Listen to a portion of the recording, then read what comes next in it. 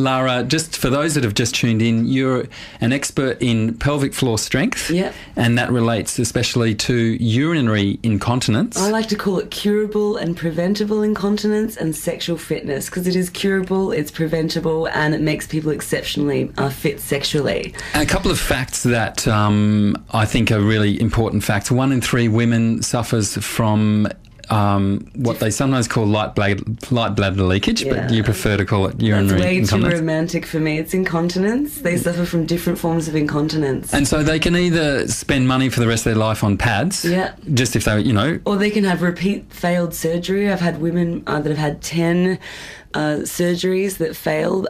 Prolapse is one of my main issues, like I was saying before the break. This is when the uterus, bladder or bowel descend generally down the vaginal canal in women.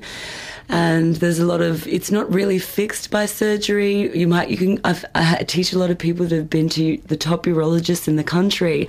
And when they come to me, they still don't have the right posture, or they still actually don't know how to move from the perineum. And this is a big problem. You can fix these issues without surgery, just through education. We never talk about these things because, it's overly sexualized, or it's too lewd, or we think we're going to have an internal examination or something horrific like that. But through a little bit of fun education, we can really learn how to move the perineum first and foremost, but we can also move the left, right, back, middle and front of the pelvic floor basket. And for women, we can move 3 independent sections of the vaginal chamber, and this makes you a goddess in the bedroom.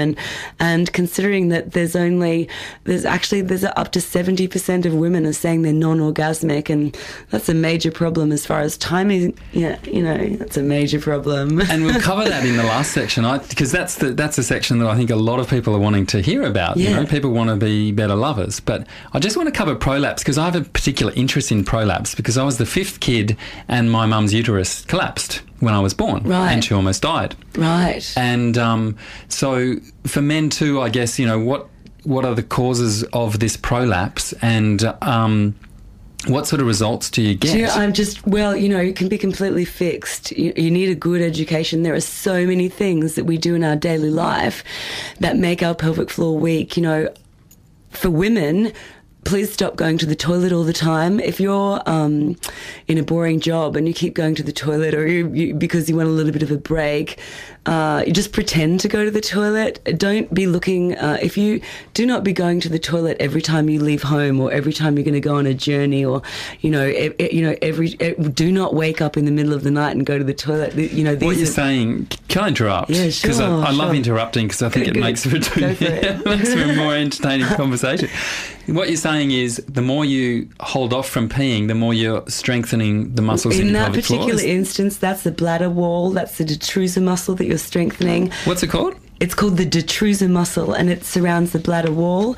And the bladder itself is like a balloon, and it can go to 6 times its original size. And what we find is a lot of people are going to the toilet way too much. It's far better to go out shopping and use a public amenity than to think, let's all just go to the toilet before we go home, because, You mean before we go out? Sorry, before we go out, because you're not using the bladder properly, and you make the detrusor muscle unstable. Uh-huh. Yeah, and then you can't hold on to a full bladder.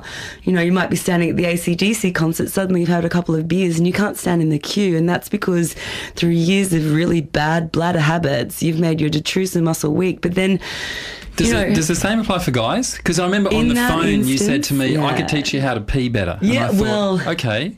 That's different. Sorry, we're jumping subjects here. It is the same for guys in the way, and I'd say, you need to hold on, you need to get that detrusor muscle strong, and you need to retrain that if it's weak by drinking a lot of water and holding on. And drinking water is good for you anyway. Yeah, and that's really detoxifying, and it's really good to learn to strengthen that detrusor muscle. Yeah, I can teach you how to pee, because I bet you thought before I came here today that you knew how to pee, but you know what? If you're one of those guys that go like this, wee, dribble, dribble, dribble. Oh, there's a bit left. Wee, dribble, dribble, dribble. And I know there's a lot of your listeners out there that do that and they go, oh, wee, dribble, dribble, dribble. That's so bad for your prostate. That's so bad for you. You're going to land yourself in a lot of trouble. You know, pelvic floor exercises really pump blood to the prostate and that sort of area. But when you wee, this is what I want all you men to do from now on. Every time you wee, you're going to be like a young man. You're going to go, shh. And you're going to wash that toilet bowl like you're going to wash it. And then you're going to, when you're finished, you're going to pull up on your perineum. And if you think, oh, you've had a couple of beers and you've got one more good wee in you, you can do it again. So wash that bowl and then pull up on your perineum and stop. And if you've got a little bit left, sorry, you'll have to leave that till next time. So no more dribble, dribble, dribble. Let's play a tune. Yeah. And then I think the person who's at home might be going, yeah, come on, tell us about how to have better sex. So we're going to talk about that next after this tune. Cool.